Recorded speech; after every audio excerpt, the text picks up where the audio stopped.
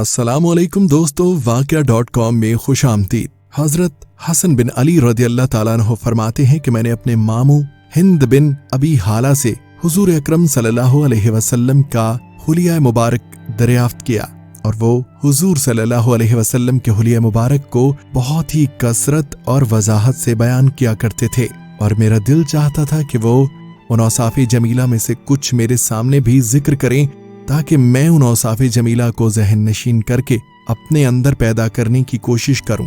हज़रत हसन रज़ी अल्लाह ताला अन्हु की उम्र हुजूर सल्लल्लाहु अलैहि वसल्लम के विसाल के वक्त 7 साल की थी, इसलिए कम सिनी की वजह से आपके औसाफ़े जमीला को गौर से देखने और महफूज करने का उनको मौका नहीं मिला था। मामू जान ने हुजूर अकरम सल्लल्लाहु अलैहि वसल्लम के हुलिया शरीफ के मुताल्लिक ये फरमाया कि आप खुद अपनी ज़ात और सिफात के एतबार से भी शानदार थे और दूसरों की नजरों में भी बड़े रुतबे वाले थे।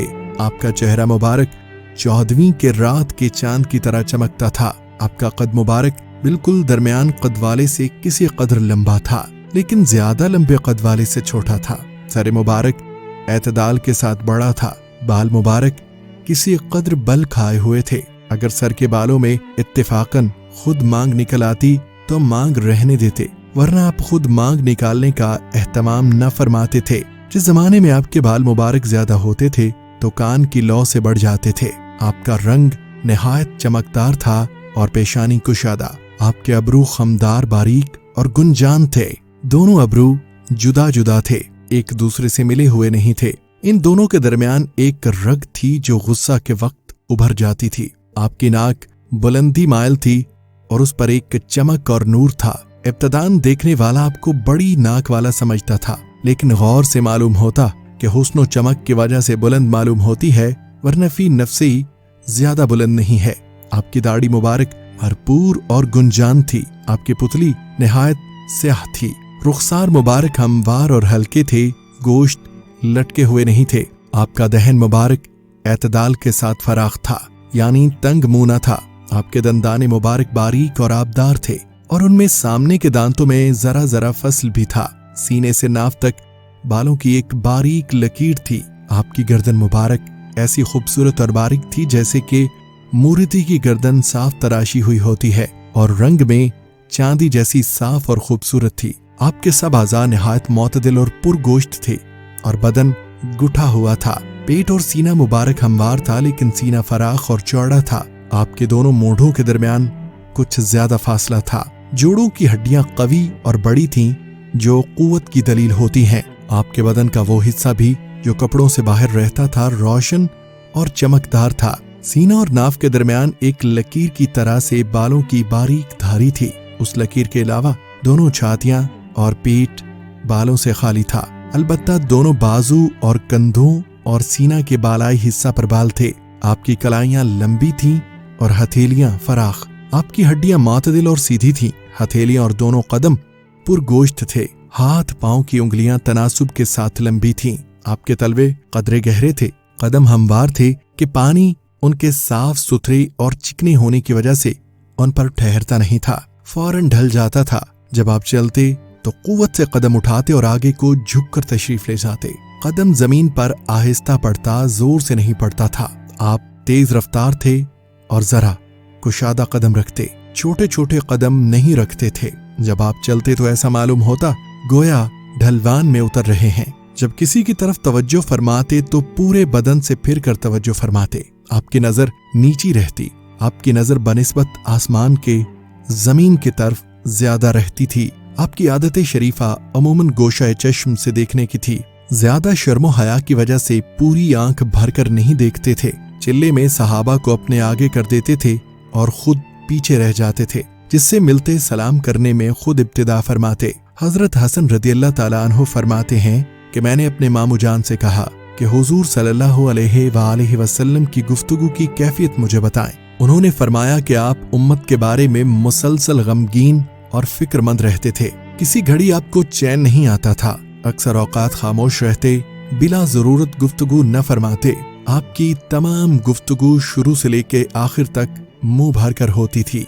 जामे अल्फाज के साथ कलाम फरमाते, जिनके अल्फाज कम और मायने ज्यादा होते। आपका कलाम एक दूसरे से मुमताज होता था। نہ اس میں فضول باتیں ہوتی اور نہ ضرورت سے اتنی کم ہوتی کہ مطلب پوری طرح واضح نہ ہو۔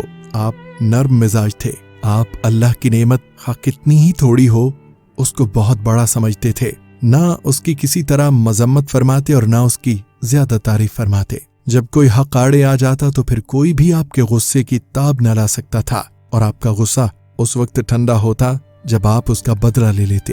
ایک اور روایت میں یہ مضمون ہے کہ دنیا اور دنیاوی امور کی وجہ سے آپ کو کبھی غصہ نہیں آتا تھا، البتہ اگر کسی دینی امر اور حق کی بات کے کوئی آڑے آتا تو اس وقت آپ کے غصے کی کوئی شخص تاب نہ لا سکتا تھا اور کوئی اس کو روک بھی نہ سکتا تھا، یہاں تک کہ آپ اس کا بدلہ لے لیں۔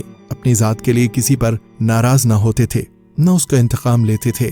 جب کسی جانب اشارہ فرماتے تو پورے ہاتھ سے اشارہ فرماتے، اور جب کسی پر ناراض ہوتے تو اسے منہ پھیر لیتے اور بے توجہی فرماتے یا درگزر فرماتے، اور جب خوش ہوتے تو حیا کی وجہ سے آنکھیں جھکا لیتے۔ آپ صلی اللہ علیہ وسلم کی اکثر ہنسی تبسم ہوتی تھی۔ اس وقت آپ کے دندان مبارک اولے کی طرح چمکدار اور سفید ظاہر ہوتے تھے۔ حضرت حسن رضی اللہ تعالیٰ عنہ فرماتے ہیں کہ میں نے حضرت حسین بن علی رضی اللہ تعالیٰ عنہ سے حضور صلی اللہ علیہ وسلم کی ان صفات کا ایک عرصہ تک تذکرہ نہیں کیا، لیکن جب میں نے ان کے سامنے ان صفات کو بیان کیا تو مجھے پتا چلا کہ وہ تو مامو جان سے یہ باتیں مجھ سے پہلے ہی پوچھ چکے ہیں، اور یہ بھی مجھے پتا چلا کہ وہ اپنے والد محترم سے رسول پاک صلی اللہ علیہ وسلم کے مکان تشریف لے جانے اور باہر تشریف لانے اور مجلس میں تشریف فرما ہونے اور حضور صلی اللہ علیہ وسلم کے طرز و طریقے کو بھی معلوم کر چکے تھے، اور ان میں سے ایک بات بھی انہوں نے نہیں چھوڑی تھی۔ چنانچہ حضرت حسین رضی اللہ تعالیٰ عنہ نے بیان کیا کہ میں نے اپنے والد حضرت علی رضی اللہ تعالیٰ عنہ سے حضور نبی کریم صلی اللہ علیہ وسلم کے مکان تشریف لے جانے کے حالات دریافت کیے، تو انہوں نے فرمایا کہ حضور صلی اللہ علیہ وسلم کو مکان جانے کی اللہ کی طرف سے اجازت تھی، اور آپ اس مکان میں تشریف رکھنے کے وقت 3 حصوں میں تقسیم فرماتے تھے۔ ایک حصہ اللہ کی عبادت میں خرچ فرماتے، یعنی نماز روزہ وغیرہ پڑھتے تھے۔ دوسرا حصہ گھر والوں کے ادائے حقوق میں خرچ فرماتے، مثلا ان سے ہنسنا، بولنا، بات کرنا، ان کے حالات معلوم کرنا وغیرہ۔ تیسرا حصہ خاص اپنی ضروریات، راحت و آرام کے لیے رکھتے تھے۔ پھر اس اپنے والے حصے کو بھی 2 حصوں پر اپنے اور لوگوں کے درمیان تقسیم فرما دیتے۔ اس طرح پر خصوصی حضرات صحابہ کرام رضوان اللہ علیہم اجمعین اس وقت میں حاضر ہوتے، ان خاص کے ذریعے سے آپ کی بات عوام تک پہنچتی۔ حضرت حسین رضی اللہ تعالیٰ عنہ فرماتے ہیں کہ میں نے اپنے والد سے حضور صلی اللہ علیہ وسلم کے باہر تشریف آوری کے متعلق دریافت کیا کہ آپ باہر تشریف لا کر کیا کرتے تھے، تو انہوں نے فرمایا کہ حضور صلی اللہ علیہ وسلم ضروری امور کے علاوہ اپنی زبان کو استعمال نہیں فرماتے تھے، آنے والوں کی تعلیف قلب فرماتے، ان کو مانوس فرماتے، متوحش نہیں بناتے تھے، اور ہر قوم کے کریم اور معزز کا اکرام فرماتے، اور اس کو خود اپنی طرف سے بھی اس قوم پر متولی سردار مقرر فرما دیتے، لوگوں کو عذاب الہی سے ڈراتے۔ حضور صلی اللہ علیہ وسلم ہر امر میں اعتدال اور میانہ روی اختیار فرماتے، بات پکی اور صحیح فرماتے، نہ اس طرح کہ کبھی کچھ اور کبھی کچھ، لوگوں کی اصلاح سے غفلت نہ فرماتے کہ مبادا وہ دین سے غافل ہو جائیں یا حق سے ہٹ جائیں۔ ہر کام کے لیے آپ کے ہاں ایک خاص انتظام تھا۔ امر حق میں نہ کبھی کوتاہی فرماتے، نہ حد سے تجاوز فرماتے تھے، مبادا وہ دین سے غافل ہو جائیں یا حق سے ہٹ جائیں۔ ہر کام کے لیے آپ کے ہاں ایک خاص انتظام تھا۔ امر حق میں نہ کبھی کوتاہی فرماتے، نہ کبھی حد سے تجاوز فرماتے تھے۔ آپ کی خدمت میں حاضر ہونے والے خلقت کے بہترین افراد ہوتے تھے۔ حضرت حسین رضی اللہ تعالیٰ عنہ فرماتے ہیں کہ میں نے اپنے والد محترم سے حضور صلی اللہ علیہ وسلم کی خاموشی کی کیفیت کے بارے میں پوچھا، تو انہوں نے فرمایا کہ آپ 4 موقعوں پر خاموشی اختیار فرماتے: برداشت کرنا، بیدار مغز ہونا، اور اندازہ لگانا اور غور و فکر کرنا۔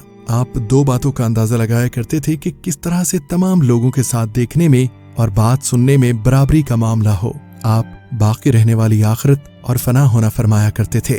اللہ تعالیٰ نے آپ کو حلم و صبر دونوں صفتوں سے نوازا تھا، چنانچہ آپ کو کسی چیز کی وجہ سے اتنا غصہ نہیں آتا تھا کہ آپ اسے باہر ہو جائیں۔